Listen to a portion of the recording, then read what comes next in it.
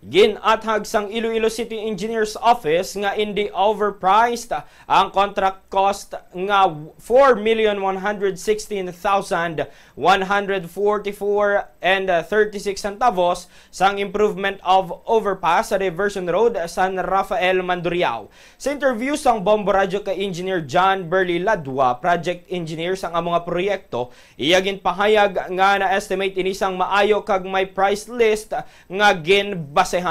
Sino kay Ladwa, wala man inisang delay apisan nga ang start date nga nabutang sa project billboard ang Agosto 11 tuig 2025. Apang nagsugo ng construction sini lamang sa Setyembre 24 bangod nga nakadepende sa kontraktor kag nagpamakalpas ang mga materyales. Base sa impormasyon nga nakuha sa CEO, matapos ang mga proyekto sa sulod sang 120 days nga may target date nga December 8, 2025 kagang contractor sini among Stone Built Construction Services.